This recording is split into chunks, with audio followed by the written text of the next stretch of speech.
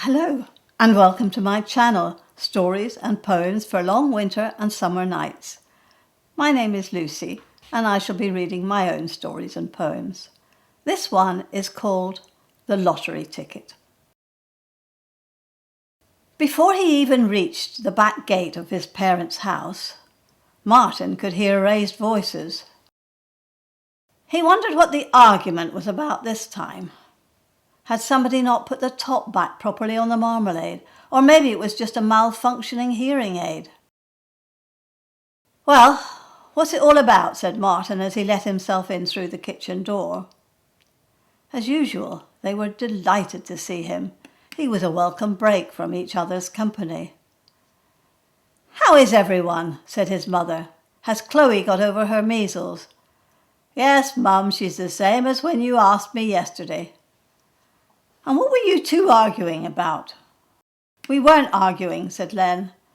"I was just putting your mother straight on a few facts."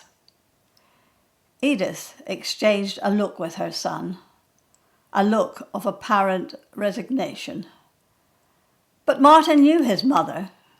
She might have lost a battle, but she would almost certainly win the war. "We have decided," began Len, "to sell the 2 cars and buy one smaller one." "Have you now?"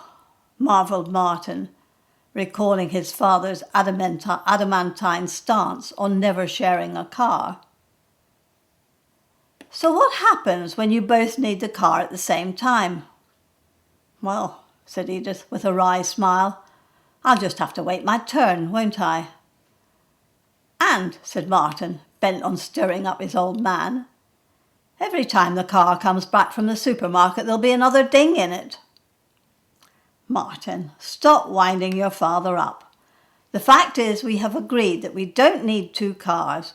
Cars that are getting old and expensive on repairs. We don't need 2 lots of insurance, MOT, running costs. We have agreed all that. So what was all the noise about?" Len took a deep breath. "Your mother thinks we should buy an electric car." "Ooh, I'm impressed," said Martin. "Look," said Len, "I've had a petrol car all my life. It's familiar. I get topped up at Ken's petrol station and his mechanic fixes any problems. I'm too old for change." "I'm sure you'll sort something out," said Martin. "So," said Edith, "to what do we owe the honour of this visit?" "I got saddled with selling these lottery tickets for the cricket club. It's nationwide and there are some really good prizes.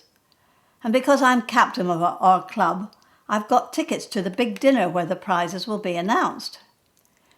Edith reached for her handbag. "I'll have a dozen." "Great, and how about I treat you to lunch?" said Martin. "Lunch," grumbled Len. "When I was a lad," Martin looked at his mum and rolled his eyes. "When I was a lad, we ate dinner at 1 o'clock, tea at 6 o'clock, and lunch was something you put in a box and took with you to school." "Okay," said Martin, "but times have changed since the 1950s. "Aye, and not for the better," said Len. "My grandson, your son, Jack, comes in here, hardly says 2 words, and then gets on his mobile phone and only moves to get to the table to eat his dinner." "Mobile phones are not all bad," said Martin. "You should get one." "Don't be ridiculous. What do I want with a mobile phone?" "Well, if you were out and about and needed to get in touch with me or my sister, you could get us straight away. It's just another unnecessary expense. We don't need one, and that's that. Everything is far too easy for you youngsters. You need a bit of toughening up. And you were all tough back in the 50s. "Aye, we were. I rode my bicycle 5 miles to school every day and sometimes got soaked to the skin. We were always playing outside. It was so much healthier back then." "And did you have long and interesting conversations with your grandparents?" Len fell straight into the trap. "When I was Jack and Chloe's age, my grandparents were long gone." Killed in the war? No, you see, said Len, life was hard back then. People didn't live as long as they do nowadays. Martin looked triumphant, but Edith shook her head at him. He had baited his father enough for one day. Part 2. Len sat between his wife and his son at the posh London hotel. The meal had been fantastic, and now the climax of the evening had arrived. The compere was announcing the lottery prizes. There were weekend breaks, tickets to Lord's, and now the compere was building up to the surprise prize. This year's surprise prize, he said with a great flourish and a drum roll in the background, is, big pause, an electric car. The audience gasped. And the winner is, big pause, Mr. Leonard Greenhill. Dad, said Martin, pulling his father to his feet, that's you. Len Greenhill arrived at his bowls club in his brand new electric car. The clubhouse emptied out as everyone crowded round Len and his new EV. I didn't think you had it in you, said Stanley. I thought you were an old stick in the mud. Up stepped his friend Bill. Well, I'll go to the foot of our stairs. I never expected this. You don't even have a mobile phone. Len reached into his pocket and produced his brand new iPhone. Good on you, said his friend. I never thought I'd see you embrace the 21st century, and gave Len a hearty slap on the back.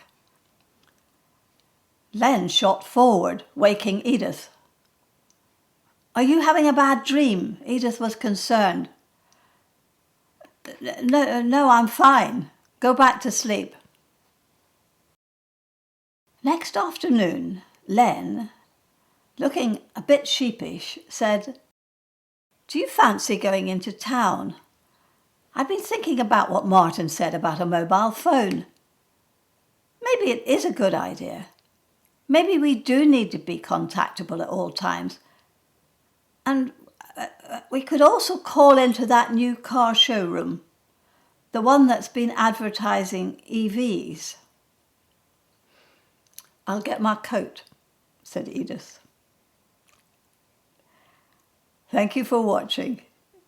If you're enjoying my stories, don't forget to like and subscribe.